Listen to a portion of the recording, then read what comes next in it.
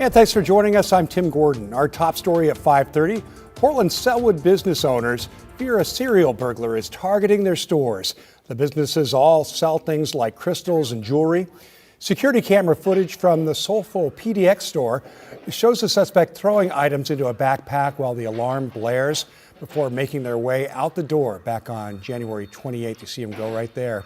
On January 31st, Portland Rocks was also broken into, with the owner saying they lost thousands of dollars worth of valuable goods. The cameras caught the moment a thief broke the glass on the front door there. For the business owners, the thefts are personal. Yeah, I had a really good cry about it. I just felt really violated and unsafe. And I just never expected it because I thought this place was completely protected. A lot of these rocks and minerals I've collected over a lifetime, so they're kind of like family members to me. So I was pretty sad that some of my favorites were gone. The owners are asking the community to keep an eye out for any of the stolen items. Police have not confirmed if the break-ins are connected, but say it's possible. A St. Helens man is in custody, accused of plotting to kill ICE agents. Police arrested 19-year-old Raiden Coleman outside an assisted living facility where he works. According to court documents, Coleman was making payments to buy AR rifles and had gathered bottles and sand for Molotov cocktails. Authorities also say Coleman admitted to some of his plan. He's set to appear in court on Wednesday. Meanwhile, a federal judge in California has ruled a new law in the Golden State, blocking federal law enforcement like ICE agents from covering their faces with masks discriminates against those federal officers. That's because California singled out federal agents, the judge said, and doesn't ban state or local authorities from covering their faces. That said, the ruling handed California Democrats a win, allowing a law that requires authorities to display ID to go into effect.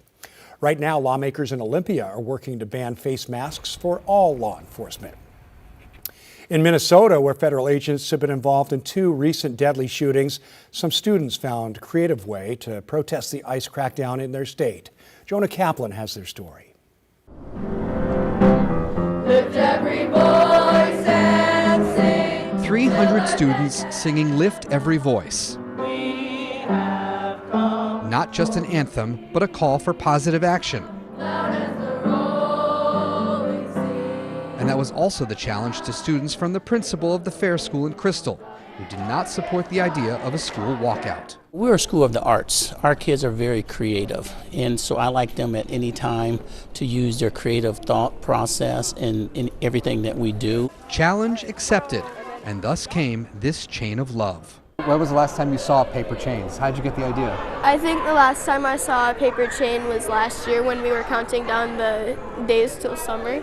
6th grader Bryn Halupnik recruited hundreds of others to draw, write, and stamp words of encouragement when so many are feeling depressed or scared. There are many ways of protesting, and some people prefer different ways. And if you have the courage to do that, it's great, but it's not always going to be the best way. I'm going to remember those that have gone through this, and I'm going to think about how this is not something I would ever expect to go through, and that it's way more than just my life, and it's other people's lives too. The chain might come down eventually, but the bond between neighbors unbreakable. Well, hundreds of people gathered on the state capitol steps in Washington today to support the proposed Millionaires tax. The Senate Ways and Means Committee passed the bill last night. A vote on the Senate floor is expected after this week. People from several unions took part in the rally there today. The bill would create a 9.9% income tax for households that make more than $1 million per year. It would also reduce some taxes for small businesses, expand the working families tax credit, and eliminate the sales tax on hygiene items, among other things. We need to get to a much more progressive tax system, and I see this as a first step. It's just the first step so that we can start backing off on the super regressive taxes, like, the sales tax, for example, and move some of that revenue then into progressive income tax, which is something that I think our state really needs. It clearly works for a lot of states. It's not work right now. Our system is not working for us. People opposed to the bill shared concerns about an income tax eventually impacting more than just millionaires. The Seattle Seahawks are Super Bowl champions once again, and soon they're going to be celebrating with their fans. Farah Jadrin has a preview of the festivities that kick off in Seattle tomorrow morning. We'll probably see a lot of blue and green in the crowd, but we know those official Super Bowl shirts, black and white designs. We'll probably see those out there in the crowds. The crowds were so big in 2014 for that Super Bowl parade that all of Seattle's public transit options had single-day highs. And we're going to see just as big, if not bigger, of a crowd this year. So take a look. This is the sea of blue and green in 2014. The crowd was so massive, the parade actually started about 40 minutes late because the buses carrying players and coaches couldn't reach the staging area near the Space Needle. The crowd of fans was simply too big to get around. Officers patrolling that day have not forgotten. We had about 750,000 people. We're expecting the same, if not more. Here's a look at the 2026 parade route. After a 10 a.m. ceremony inside Lumen Field, the team will get on the parade route starting at 4th and Washington, ending at Seattle Center. If you want to avoid the traffic and massive crowds, stay home or take a break at work, King 5 has you covered. King 5 is the official broadcaster of the Seahawks championship ceremony and parade. You can watch the entire celebration exclusively on King 5 streaming apps and on Kong TV. Our pre-show coverage starts at 9 a.m.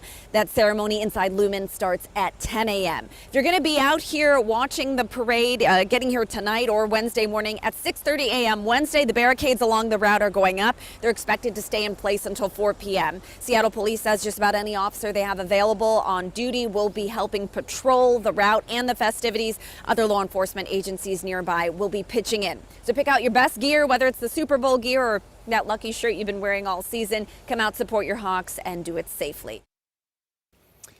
And we'll be providing you a feed of that big parade on KGW Plus as well.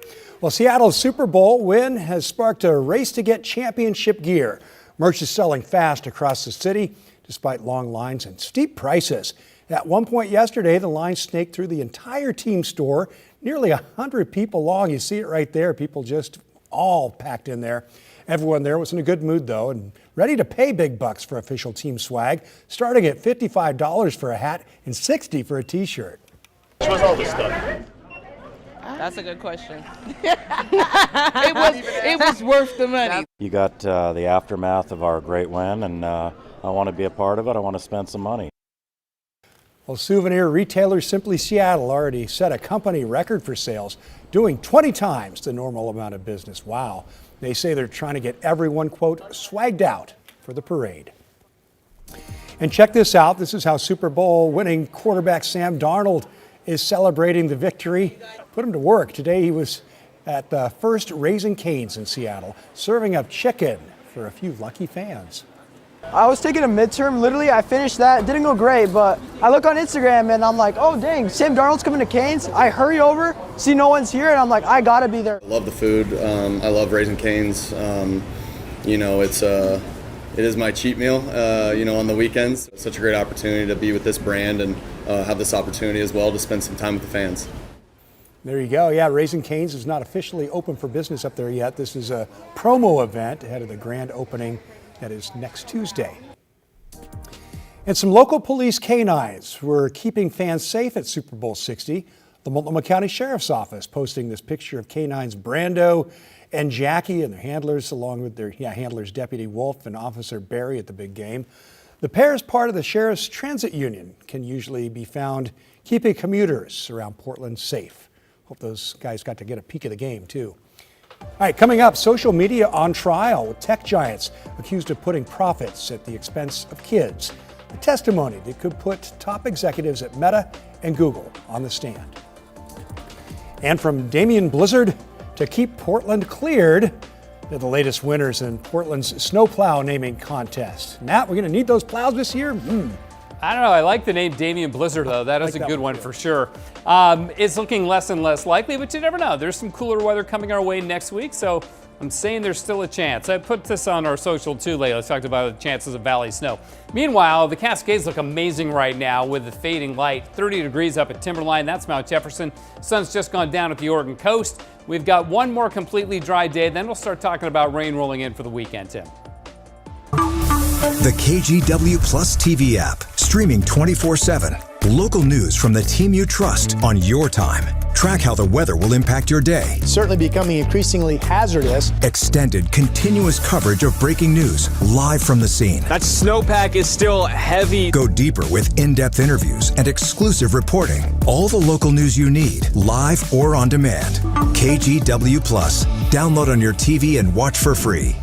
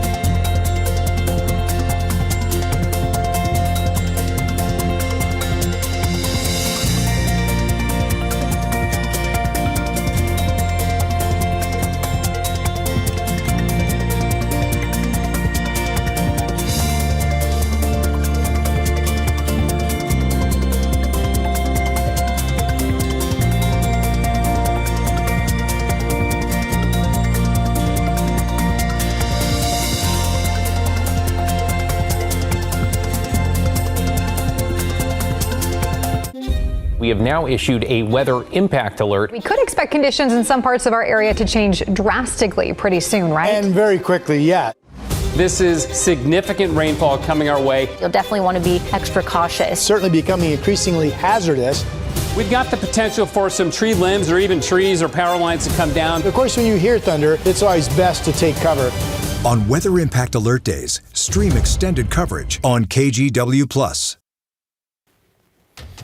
Welcome back. Several significant trials are starting involving social media companies. They're accused of creating platforms that are designed to harm children and get them addicted. Here's NBC senior legal correspondent Laura Jarrett with the analysis. This morning, social media on trial, with a number of tech titans facing multiple legal challenges. Instagram owner Meta now on trial in New Mexico, accused of failing to keep kids safe from harmful content and online predators. The culture at Meta is not safety first, it's brand first. While in Los Angeles, a landmark lawsuit against Meta and Google, accusing the social media platforms of knowingly designing addictive products that could harm children. The now 20-year-old plaintiff alleging the apps targeted her as a minor with harmful and depressive content, leading to self-harm. In opening statements, her lawyers arguing the platform's, quote, engineered addiction in children's brains. This was not an accident. This was not a coincidence. This was a direct result of the design decisions that these companies made to maximize engagement over safety. A Meta spokesperson telling NBC News the company is confident the evidence will show our long-standing commitment to supporting young people, while Google saying providing young people with a safer, healthier experience has always been core to our work. Major tech CEOs, including Facebook creator Mark Zuckerberg, expected to take the stand this month, as well as Instagram head Adam Mosseri, who sat down with Craig last fall. You make your money when folks are scrolling, sometimes doom scrolling. We do make money when people spend more time on Instagram overall, but overall, if it's bad for people to use the app, that has to be bad for our business over the long run. Watching their testimony closely, Lori Schott, who sued after her daughter Anna Lee died by suicide in 2020. Schott says her daughter was a teen who loved the rodeo, but became, quote, animalistic when her parents tried to limit her social media. I want truth, I want accountability, I want change. Well, listen to this. After a public vote last month, 6,000 votes, ranked choice, in case you were curious, Peabot has unveiled its second round of winning Snowplow names. And they are: 1, keep Portland cleared. Pretty good. 2, I agree with you, Damian Blizzard is terrific. Yeah, it's great. 3, a sleek car named De-Icer. Pretty good. Pink Pony Plows, number 4. And last but not least, Mrs. Slippy. For Mississippi Slippy Avenue, I guess. Yeah, I get it. Yeah, I get it. Yeah. Peabot will officially reveal the newly named snowplows in October before they hit the road. Did we have one last year? There was a Plowy McPlowface or something? That was in the running. I like that one. I don't know if it made it or not. Yeah, but I don't know either. Keep Portland Cleared and Damian Blizzard, those are good. Those are really solid. I mean, they're all good, but super fun. But, you know, they may not get much use this winter. We're not done yet, but as we go through February, the odds of it happening drop and drop and drop. I talked about this yesterday, how, remember back in 2022, we had that big snowstorm on April 11th. It was so late. Yeah, I mean, that was really man. weird. So Crazy. we'll see. Given the way this winter has gone so far, I wouldn't be surprised if we get some cold weather later in the winter or in spring. Hey, look at the sunset, Tim. Beautiful. Isn't that great? Yeah. Lincoln City just going off with those scattered high clouds. Really beautiful scene. It's still pretty mild at 51 degrees there. Also a great sunset in the valleys. This is from our Explorer Tualatin Valley Sky Cam out at the Reserve Golf Course in Washington County. It's just fantastic. Nice reflection on the lake there. 54 degrees in the valley still, but temperatures will be dropping rapidly now that the sun has gone down, of course. Scappoose 58, Vancouver 57, Portland and Hillsborough 56. I mean, pretty easy to take. These numbers running about 5 degrees or more above average for this time of the year for our high temperatures. Cooler in Eugene and Roseburg because they had fog. 52 Pendleton, 50 in Prineville and in Bend. And much of the state enjoyed the clear sky. You see that fog patch shrinking now, or as it did during the day. We never had it. We have east winds. They're not too strong, so it's kind of the perfect combination. Enough east wind to keep us from getting fog, but not so much that it's keeping us cold or annoying, right? Scattered high clouds coming up from this weather system in California. There's a couple of them headed that way. So we've got the one that's there now. Then there's that one, which is also going to be dropping on down to the south. So we're going to wait for the moisture to kind of spin north, and this one won't really reach us. It'll reach southern Oregon. Then that moves out of the way. The next one comes into place, and we'll begin to get some showers on Friday as we catch part of that system. You see right here coming in for showers on Friday. Then the bulk of that moves on down to the south. We dry it out for a while on Saturday. Then on Sunday, more moisture spins up.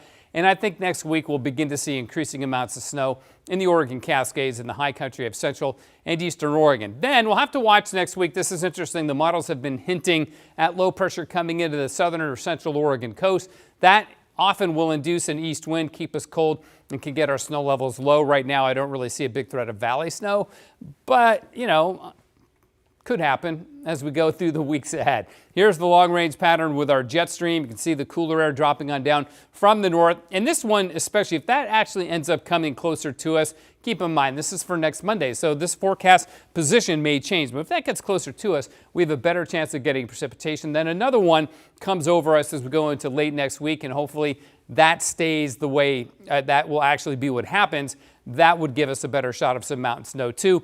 All in all, though, over the next 10 days, includes both of those systems, the models are back on track with giving us somewhere between 10 and 20 inches of snow. I'm not super excited about that yet because the confidence in that far out is not super high, but we'll wait and see. At least there's a chance. 54 degrees right now, freezing level 7,500 feet. On the Oregon coast, it'll be mostly sunny. There'll be areas of morning fog and frost again. Lows will be in the 30s. In the valleys, we're looking at lows in the 30s, even 31 in Corvallis. So again, there may be some frost out there. Be aware of that. Could get slippery on some, sidewalks, that kind of a thing. And you might be scraping your windshield if you have to leave your car outside overnight tonight.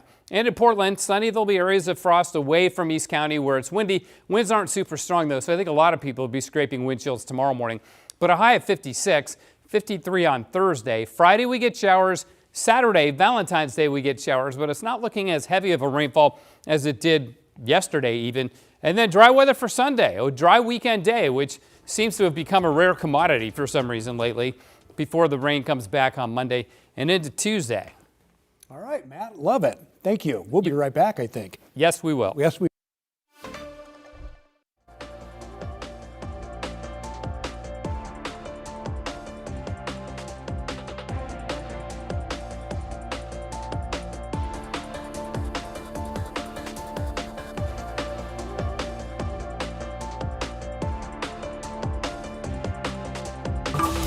The KGW Plus TV app, streaming 24/7. Local news from the team you trust on your time. Track how the weather will impact your day. Certainly becoming increasingly hazardous. Extended, continuous coverage of breaking news live from the scene. That snowpack is still heavy. Go deeper with in-depth interviews and exclusive reporting. All the local news you need, live or on demand. KGW Plus. Download on your TV and watch for free.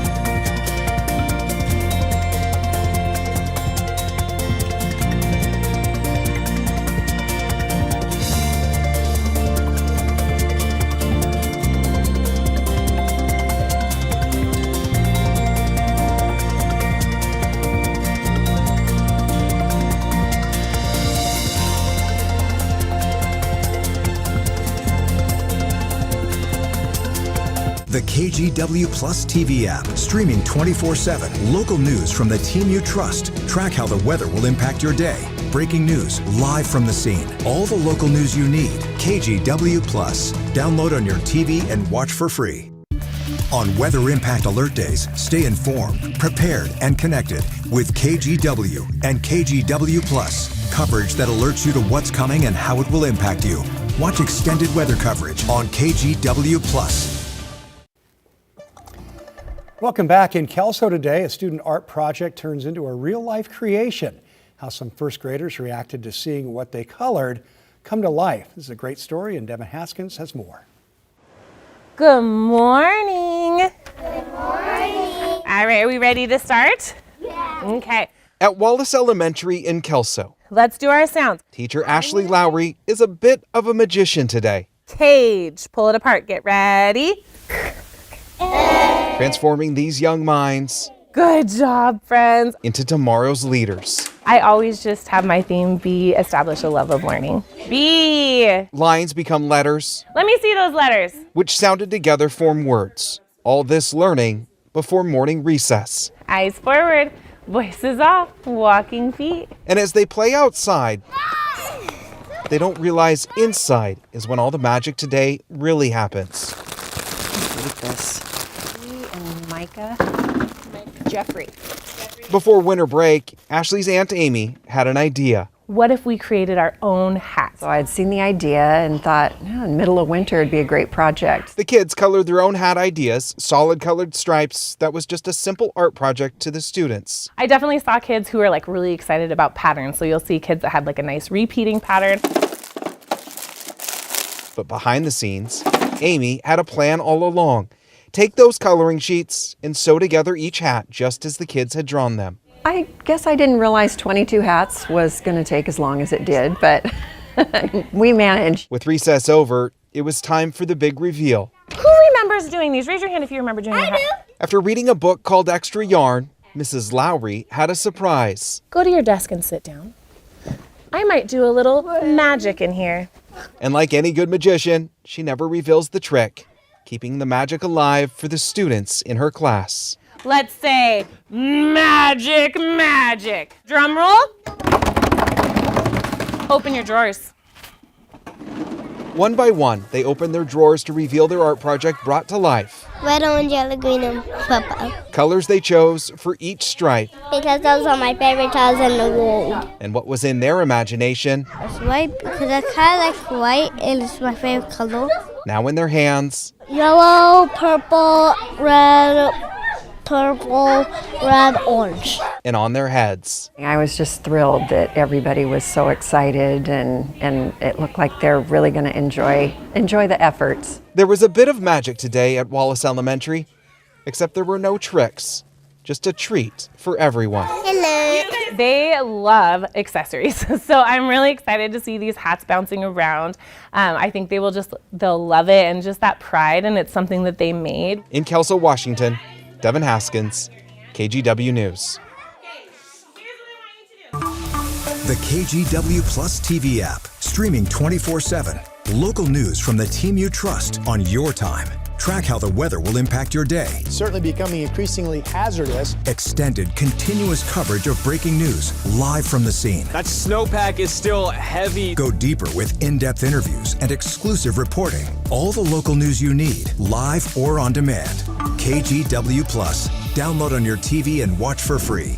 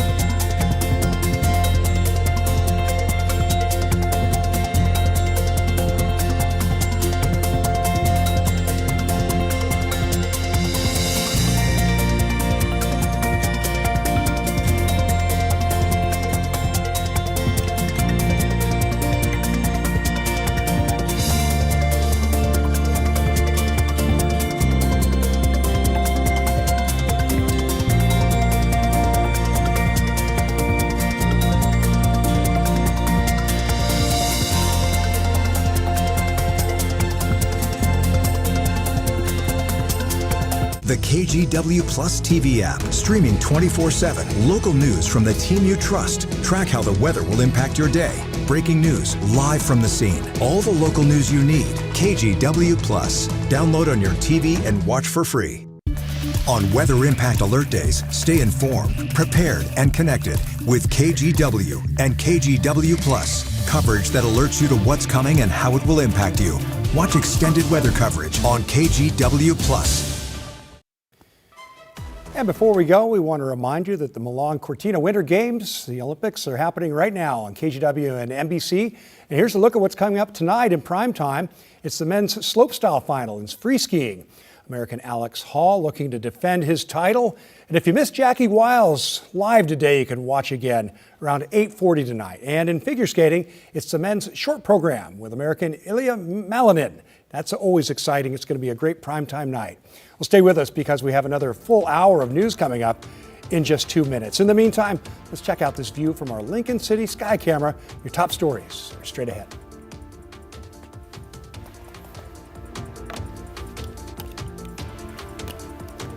There you go. Oh, sure, that's right. Yep.